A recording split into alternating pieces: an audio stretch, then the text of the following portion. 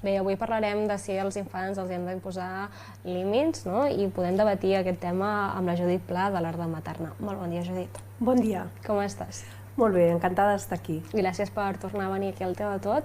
I bé, avui parlem d'un tema que realment és bastant extens, no? Estem parlant dels límits, els límits que com a pares i mares els hi podem imposar als nostres infants, no? Perquè tinguin millors comportaments i és un tema que crea bastant debat, no? Sí, i tant, i tant. És molt freqüent sentir la frase aquest nen o aquest infant necessita límits. I de fet, per mi va ser un tema que vaig estar molt temps investigant i estudiant per poder-me fer la meva configuració del que jo i a l'Art de Maternar opinava al respecte. I la pregunta general és, creus que posar límits als infants és positiu o realment s'ha de fer amb mesura? És positiu, però depèn de quin tipus de límits. És a dir, per exemple, no cal dir que s'han de posar límits en tema de seguretat i de salut dels infants, del tipus, doncs, no sé, els endolls no es toquen perquè pots enrampar, o no mengem xocolata abans de dinar, o mengem poca xocolata, això és evident. O també, per exemple, en relació al tema de les rebequeries, que ja n'hem parlat, és molt important els límits de la seguretat física i emocional de l'infant. És a dir, física perquè en aquell moment no estan pensant i poden, no sé si hi ha escales o així, cal prevenir, o si poden anar contra els cotxes, i també la seguretat emocional, és a dir, quedar-nos al costat, no desconnectar de la rebequeria, estar emocionalment disponibles. Això són límits que nosaltres com a pares hem de posar, però també és un tema que genera molt debat, perquè quan els que som ara pares eren petits, hi havia una confusió entre l'obediència i el respecte. És a dir, quan es parla d'aquest infant necessita límits, sovint és que actua de manera irrespectuosa. I hi ha un estil educatiu, que era més imperant abans, que és que els nens obeeixen per la por. I quan obeeixen per la por no té res a veure amb el respecte, sinó que els nens s'acumulen de ràbia i de frustració. I això seria un límit que crec que no és desitjable. Clar, i tant. També això com es treballa, és a dir, quan els infants són molt petits, sobretot a aquesta edat d'entre 5 i 6 anys, que poden haver-hi aquestes rebequeries perquè no entenen el no, com es pot treballar pel fet que aquesta rebequeria no vagi a més i poder evitar aquestes situacions que, per exemple, el nen vagi corrents, és que estàs al carrer i se'n vagi corrents cap a la carretera o en un supermercat, aquestes coses que a vegades són situacions una mica complicades, quan els nens no entenen el no. I tant, són molt complicades i el que es pot fer o el que cal fer és acompanyar la rebequeria. El no forma part de la nostra vida, i també la frustració, no tot allò que fem, els adults ja ho sabem, ens sortirà bé, i sovint tindrem intenció de fer alguna cosa i l'altra persona no voldrà o la vida mateixa ens dirà que no. Per tant, acompanyar aquesta frustració és molt important, evidentment vetllant per la seguretat dels nostres fills, però també estaria bé que com a societat ens acostumem una mica que els infants de 0 a 3-4 anys fan rebequeries i no hauria de ser alguna cosa que socialment miréssim malament, sinó que penséssim que aquells pares estan respectant aquell moment de l'infant. També en aquestes situacions on l'infant actua segons el que pensa com es poden sentir els pares o les seves mares. A aquest punt, quan l'infant actua segons la por de què pot passar si faig això, fins a quin punt està imposat pels límits dels seus pares? No sé si m'entens. Sí, t'expliques molt bé. O sigui, és talment així. Quan els nens actuen motivats, quan la motivació és l'emoció de la por, obeïm per por, socialment pensem, mira, aquest nen és respectuós, perquè està obeint, des de fora veiem que està obeint, però realment el nen el que té és ràbia i frustració i no està comprenent la instrucció que se li està donant. Per tant, quan creixem amb molta ràbia i molta frustració, a la mínima que el nen tingui una mica de llibertat, no sé, com pugui escollir, per exemple, què ha d'estudiar o on vol treballar, el que farà serà marxar dels pares. Aquí sorgeixen bastantes qüestions, quan pensem amb l'acte de maternar, que fins a quin punt podem arribar a respectar els nostres fills amb els límits que nosaltres també els imposem. Exacte, és tal qual ho dius, Laia. És a dir, quan per exemple veiem un nen que pensem que falten límits, li falten límits perquè fins i tot hi ha infants que no responen al seu nom, li diuen el seu nom de pila Això no és que el nen sigui irrespectuós, sinó que en l'educació que li han donat els pares no hi ha, és un tema dels pares, una manca de límits dels pares, és a dir, aquests pares no han pogut tractar aquell infant amb respecte, tenint en compte que és un ésser diferent que ells i que amb determinades coses que no siguin de la seva salut i de la seva seguretat, evidentment, pot dir que no. Aleshores, quan els nens són tractats de manera irrespectuosa, tracten irrespectuosament. I també amb coherència, és a dir, si, per exemple, està prohibit menjar davant de la televisió el dilluns, dimarts també. Sempre pot haver-hi una excepció, no? Però si els tractem amb respecte i amb coherència, normalment seran nens respectuosos i coherents que no caldrà posar límits externs, és a dir, seran nens que socialment s'adequaran a les normes. Clar, què passa amb la coherència dels límits, no? Com a pares o mares, posar límits que siguin coherents amb l'educació de l'infant, és a dir, que no posem límits que realment no tinguin coherència només perquè intentem evitar certs comportaments de l'infant. Exacte, és així. O sigui, límits que siguin... Jo diria, en cas que hi hagi mare i pare, no, que estiguin junts, el desitjable és que la parella, els pares, pactin els límits, allò que per ells està bé i allò que per ells no està bé, i que siguin coherents amb el seu sistema familiar. Sempre parlem, no, del criteri propi. I una vegada és així, si aquests límits són coherents i són segurs pel nen, no ens hauria d'importar el que pensi la resta de la societat. Clar, que aquí també és un tema que hi ha bastant debat, no? Que de fet també ho hem parlat a altres seccions que hem fet aquí al Teatun, no? Sí. El que diran els altres i que jutgin la nostra forma de maternar, no? Sí, totalment. I a més això és una pregunta que a mi em fan sovint, no? A vegades que els fills volen fer determinades actituds que socialment no estan valorades o que es consideren irrespectuoses. Aleshores jo els dono un petit tip, per si serveix, que és el següent. Podem fer algunes normes dins de casa i normes fora de casa. Per exemple, si volen menjar, no sé, el pollastre amb les mans, no? Doncs se'ls pot explicar perfectament que a casa ho poden fer, però que quan anem al restaurant o a casa dels avis, no. Llavors, els nens això ho entenen perfectament. I aquesta és una manera de poder gestionar el que diran dels nostres fills, que com sempre diem ens preocupa tantíssim. Clar, i tant. També què passa amb aquells infants, no?, que els seus pares els sobreprotegeixen o que se'ls consenteixi accions o coses que fa que potser més endavant el seu comportament se'n vagi una mica de les mans. Exacte, és talment. Els nens sobreprotegits és aquell nen que socialment es diu aquest nen necessita límits. I des del punt de vista de l'art de maternar no és el nen que necessita límits, sinó que són els pares, en la manera de tractar l'infant, perquè la sobreprotecció és una forma d'abús emocional.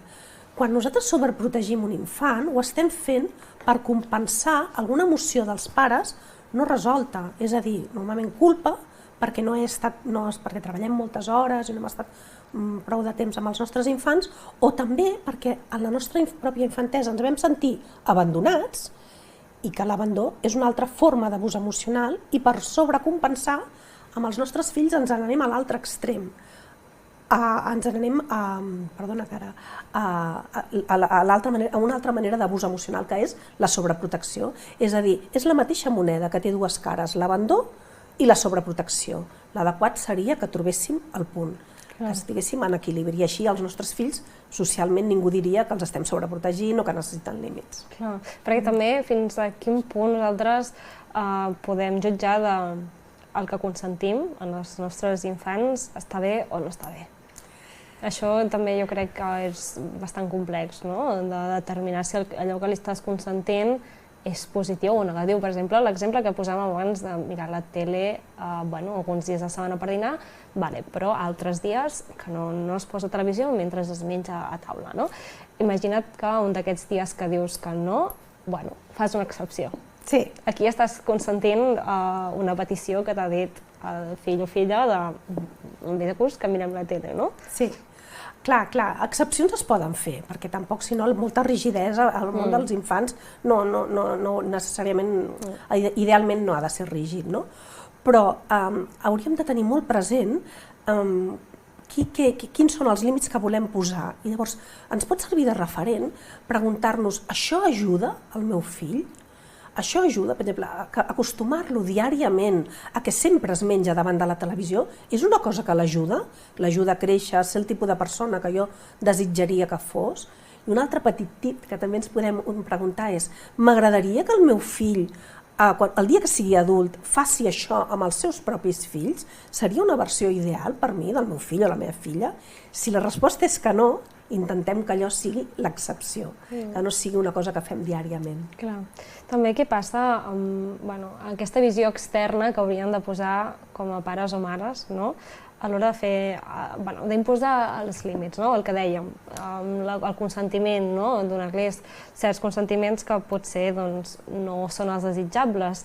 Llavors, com ens podem posar, pares i mares, la pell externa i poder reflexionar, com deies tu ara, reflexionar si aquest límit els hi va bé o no els hi va bé, però a més deixar de banda aquest consentiment o aquesta sobreprotecció que un pare o una mare pot posar. Per deixar de banda la sobreprotecció, normalment, primer cal, evidentment, adonar-se'n, però això és relativament fàcil, perquè quan hi ha un nen que està sobreprotegit a nivell social té dificultats, l'escola, doncs clar, perquè és el nen dictador, el nen que s'ha de fer el que ell vol, quan ell vol i en el moment que ell, i de la manera que ell desitja. Aleshores, això són alertes que els pares poden tenir en compte, de dir, bueno, aquí hi ha una sobreprotecció. Aleshores, hem de tenir clar que el límit és intern dels pares. Què vull dir? Si, per exemple, nosaltres li diem, si no fas els deures no podràs mirar la tele, i no ens surt energèticament, ho diem mentalment, el nen ho percep, i no fa els deures i se'n va a mirar la tele. Però si és un límit intern, que nosaltres estem convençuts, hi ha hagut un petit acte de reflexió, i de consensuar-ho amb la parella, d'acordar amb la parella, si no fa els deures, no mirarà la televisió, es transmet d'una altra manera i el nen ho respecta també. També creus que de la forma que els pares i les mares es parlen un mateix, l'infant acaba també parlant-se de la mateixa forma? I tant, o sigui, amb el tema dels límits hi ha moltes coses a tenir en compte. També allò que nosaltres permetem que ens facin a nosaltres. És a dir, si nosaltres volem que els nostres fills siguin respectuosos i actuïn educadament, i aquest és un dels valors familiars, si permetem que algú sigui, posem l'etiqueta que vulguem, la mare, el pare, el germà, la cunyada, ens parli de manera irrespectuosa a nosaltres, això serà un límit que nosaltres no hem tingut i per tant els nostres fills no podran aprendre-ho. És a dir, és un límit extern. Jo no estic dient que no parlem amb la mare o amb la cunyada, però sí que podem minimitzar, intentar tenir converses més superficials amb aquelles persones que són del nostre àmbit proper i no són respectuoses, si volem que els nostres fills aprenguin el respecte. I després, amb el que tu dius en relació al tema del límit intern, és importantíssim. És a dir, és la manera com nosaltres ens parlem a nosaltres mateixos. Si nosaltres som el nostre pitjor enemic, si nosaltres ens parlem, ens despreciem o ens critiquem constantment, això es reflectirà amb la manera com parlem amb els nostres fills. I després els nostres fills, quan s'equivoquin, diran és que sóc un tonto, és que això no ho he fet bé, i seran també respectuosos amb els altres. Per tant, la fórmula seria intentar ser realment els nostres millors amics a nivell intern. Clar, és que també és aquest pas de la culpabilitat, de si estem fent bé o no bé les coses, i a vegades aquesta culpabilitat surt de forma verbal o accions, perquè al final diuen que els infants actuen d'efecte mirall, veuen que hi ha el comportament de dins de casa i ells acaben quasi que fent-ho també. Totalment, Laia. Els nostres fills són el nostre mirall, no només d'allò que nosaltres fem, evidentment, perquè sobretot si hi ha contradicció entre el que diem i el que fem, ells miraran el que fem, però també allò que som. Si som coherents, si som respectuosos, si tenim límits propis, els nostres fills seran igual. Doncs bé, Judit, ja ens hem quedat sense temps. Moltíssimes gràcies per haver vingut aquí al Teva Tot, haver tingut aquest debat sobre els límits dels infants, i esperem que vagi molt bé i també segueixes en cursos de l'art de maternar. Sí, seguim en cursos de l'art de maternar i ja us informarem de les properes edicions. Perfecte, doncs moltíssimes gràcies, Judit. Ens veiem a la pròxima. Gràcies a vosaltres. Us deixem una petita pausa publicitària i a continuació comentarem els esports gironins sobre el Futbol Club aquí a Girona amb en Francesc Sánchez Carcassés.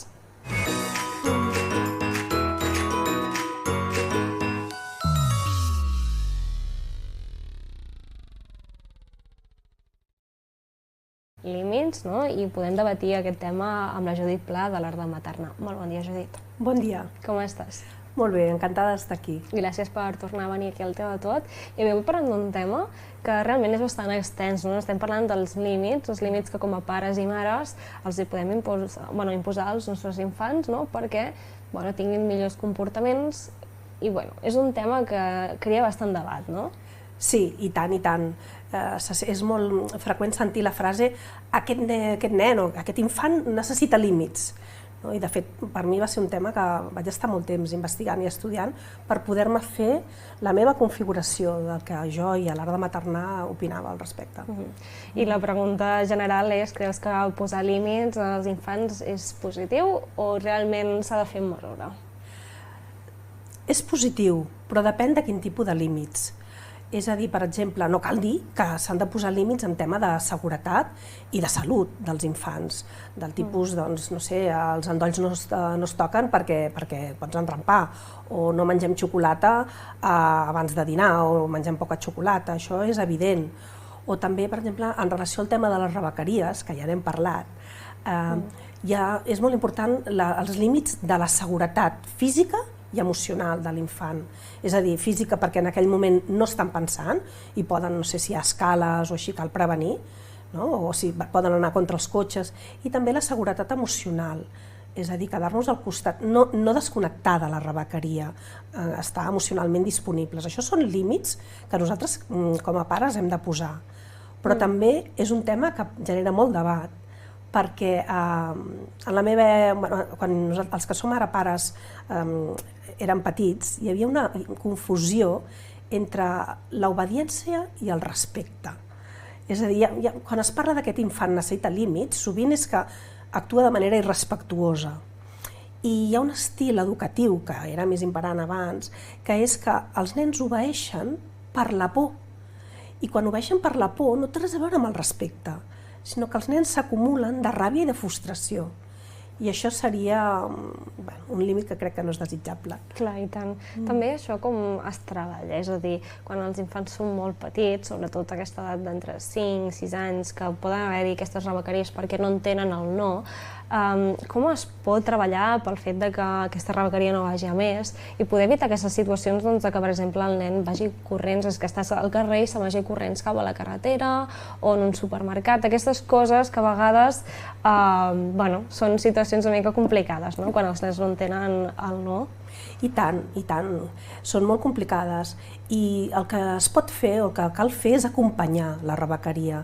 El no forma part de la nostra vida, i també la frustració, no tot allò que fem, els adults ja ho sabem, ens sortirà bé, i sovint tindrem intenció de fer alguna cosa i l'altra persona no voldrà o la vida mateixa ens dirà que no. Per tant, acompanyar aquesta frustració és molt important, evidentment vetllant per la seguretat dels nostres fills, però també estaria bé que com a societat ens acostumem una mica que els infants de 0 a 3-4 anys fan rebequeries i no hauria de ser una cosa que socialment miréssim malament, sinó que penséssim que aquells pares estan respectant aquell moment de l'infant. També en aquestes situacions on l'infant actua segons el que pensa com es poden sentir els pares o les seves mares. A aquest punt, quan l'infant actua segons la por de què pot passar si faig això, fins a quin punt està imposat pels límits dels seus pares? No sé si m'entens. Sí, t'expliques molt bé. O sigui, és talment així. Quan els nens actuen motivats, quan la motivació és l'emoció de la por, obeint per por, socialment pensem, mira, aquest nen és respectuós, perquè està obeint, des de fora veiem que està obeint, però realment el nen el que té és ràbia i frustració i no està comprenent la instrucció que se li està donant. Per tant, quan creixem amb molta ràbia i molta frustració, a la mínima que el nen tingui una mica de llibertat, no sé, com pugui escollir, per exemple, què ha d'estudiar o on vol treballar, el que farà serà marxar dels pares. Aquí sorgeixen bastantes qüestions, quan pensem amb l'acte de maternar, no? Que fins a quin punt podem arribar a respectar els nostres fills amb els límits que nosaltres també els imposem. Exacte, és tal qual ho dius, Laia. És a dir, quan per exemple veiem un nen que pensem que falten límits, no? Li falten límits perquè fins i tot hi ha infants que no responen al seu nom, li diuen el seu nom de pila. Això no és que el nen sigui irrespectuós, sinó que en l'educació que li han donat els pares no hi ha, és un tema dels pares, una manca de límits dels pares, és a dir, aquests pares no han pogut tractar aquell infant amb respecte, tenint en compte que és un ésser diferent que ells i que amb determinades coses, que no siguin de la seva salut i de la seva seguretat, evidentment, pot dir que no. Aleshores, quan els nens són tractats de manera irrespectuosa, tracten irrespectuosament. I també amb coherència, és a dir, si, per exemple, està prohibit menjar davant de la televisió el dilluns, dimarts també, sempre pot haver-hi una excepció, no? Però si els tractem amb respecte i amb coherència, normalment seran nens respectuosos i coherents que no caldrà posar límits externs, és a dir, seran nens que socialment s'adequaran a les normes. Clar, què passa amb la coherència dels límits, no? Com a pares o mares, posar límits que siguin coherents amb l'educació de l'infant, és a dir, que no posem límits que realment no tinguin coherència només perquè intentem evitar certs comportaments de l'infant. Exacte, és així. O sigui, límits que siguin... Jo diria, en cas que hi hagi mare i pare, no? Que estiguin junts, el desitjable és que la parella, els pares, pactin els límits, allò que per ells està bé i allò que per ells no està bé, i que siguin coherents amb el seu sistema familiar. Sempre parlem, no?, del criteri propi. I una vegada és així, si aquests límits són coherents i són segurs pel nen, no ens hauria d'importar el que pensi la resta de la societat. Clar, que aquí també és un tema que hi ha bastant debat, no? Que de fet també ho hem parlat a altres seccions que hem fet aquí al Teatun, no? Sí. El que diran els altres i que jutgin la nostra forma de maternar, no? Sí, totalment. I a més això és una pregunta que a mi em fan sovint, no? A vegades que els fills volen fer determinades actituds que socialment no estan valorades o que es consideren irrespectuoses. Aleshores jo els dono un petit tip per si serveix, que és el següent. Podem fer algunes normes dins de casa i normes fora de casa. Per exemple, si volen menjar, no sé, el pollastre amb les mans, no? Doncs se'ls pot explicar perfectament que a casa ho poden fer, però que quan anem al restaurant o a casa dels avis, no. Llavors, els nens això ho entenen perfectament. I aquesta és una manera de poder gestionar el que diran dels nostres fills, que com sempre diem ens preocupa tantíssim. Clar, i tant. També què passa amb aquells infants, no?, que els seus pares els sobreprotegeixen o que se'ls consenteixi accions o coses que fa que potser més endavant el seu comportament se'n vagi una mica de les mans. Exacte, és talment. Els nens sobreprotegits és aquell nen que socialment es diu aquest nen necessita límits. I des del punt de vista de l'art de maternar no és el nen que necessita límits, sinó que són els pares, en la manera de tractar l'infant, perquè la sobreprotecció és una forma d'abús emocional. Quan nosaltres sobreprotegim un infant, ho estem fent per compensar alguna emoció dels pares no resolta, és a dir, normalment culpa, perquè perquè treballem moltes hores i no hem estat prou de temps amb els nostres infants, o també perquè en la nostra pròpia infantesa ens vam sentir abandonats i que l'abandó és una altra forma d'abús emocional i per sobrecompensar amb els nostres fills ens n'anem a l'altre extrem. Ens n'anem a una altra manera d'abús emocional, que és la sobreprotecció. És a dir, és la mateixa moneda que té dues cares, l'abandó i la sobreprotecció. L'adequat seria que trobéssim el punt, que estiguéssim en equilibri. I així els nostres fills, socialment, ningú diria que els estem sobreprotegint o que necessiten límits. Clar, perquè també fins a quin punt nosaltres podem jutjar el que consentim en els nostres infants està bé o no està bé.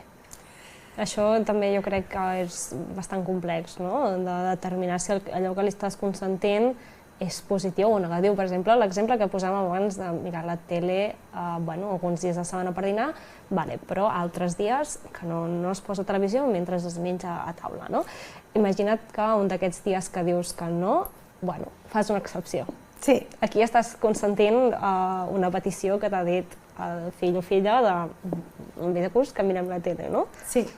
Clar, excepcions es poden fer, perquè tampoc, si no, molta rigidesa al món dels infants no necessàriament, idealment no ha de ser rígid, no? Però hauríem de tenir molt present quins són els límits que volem posar. I llavors ens pot servir de referent preguntar-nos, això ajuda al meu fill? Això ajuda, per exemple, a acostumar-lo diàriament a que sempre es menja davant de la televisió, és una cosa que l'ajuda a créixer, a ser el tipus de persona que jo desitjaria que fos. I un altre petit tip que també ens podem preguntar és, m'agradaria que el meu fill, el dia que sigui adult, faci això amb els seus propis fills? Seria una versió ideal per mi, del meu fill o la meva filla? Si la resposta és que no, intentem que allò sigui l'excepció, que no sigui una cosa que fem diàriament. Clar. També què passa amb aquesta visió externa que haurien de posar com a pares o mares, no? A l'hora de fer, d'imposar els límits, no? El que dèiem, el consentiment, no? Donar-los certs consentiments que potser no són els desitjables. Llavors, com ens podem posar, pares i mares, la pell externa i poder reflexionar, com deies tu ara, reflexionar si aquest límit els hi va bé o no els hi va bé, però a més deixar de banda aquest consentiment o aquesta sobreprotecció que un pare o una mare pot posar. Per deixar de banda la sobreprotecció, normalment, primer cal evidentment adonar-se'n, però això és relativament fàcil, perquè quan hi ha un nen que està sobreprotegit a nivell social té dificultats, l'escola, doncs clar, perquè és el nen dictador, el nen que s'ha de fer el que ell vol, quan ell vol i en el moment que ell, i de la manera que ell desitja. Aleshores, això són alertes que els pares poden tenir en compte, de dir, bueno, aquí hi ha una sobreprotecció. Aleshores, hem de tenir clar que el límit és intern dels pares. Què vull dir? Si, per exemple, nosaltres li diem si no fas els deures no podràs mirar la tele i no ens surt energèticament, ho diem mentalment, el nen ho percep i no fa els deures i se'n va a mirar la tele. Però si és un límit intern, que nosaltres estem convençuts, hi ha hagut un petit acte de reflexió i de consensuar-ho amb la parella, d'acordar amb la parella, si no fa els deures, no mirarà la televisió, es transmet d'una altra manera i el nen ho respecta també. També creus que de la forma que els pares i les mares es parlen un mateix, l'infant acaba també parlant-se de la mateixa forma? I tant, o sigui, amb el tema dels límits hi ha moltes coses a tenir en compte. També allò que nosaltres permetem que ens facin a nosaltres. És a dir, si nosaltres volem que els nostres fills siguin respectuosos i actuïn educadament, i aquest és un dels valors familiars, si permetem que algú sigui, posem l'etiqueta que vulguem, la mare, el pare, el germà, la cunyada, ens parli de manera irrespectuosa a nosaltres, això serà un límit que nosaltres no hem tingut i per tant els nostres fills no podran aprendre-ho. És a dir, és un límit extern. Jo no estic dient que no parlem amb la mare o amb la cunyada, però sí que podem minimitzar, intentar tenir converses més superficials amb aquelles persones que són del nostre àmbit proper i no són respectuoses, si volem que els nostres fills aprenguin el respecte. I després, amb el que tu dius en relació al tema del límit intern, és importantíssim. És a dir, és la manera com nosaltres ens parlem a nosaltres mateixos. Si nosaltres som el nostre pitjor enemic, si nosaltres ens parlem, ens despreciem o ens critiquem constantment, això es reflectirà amb la manera com parlem amb els nostres fills.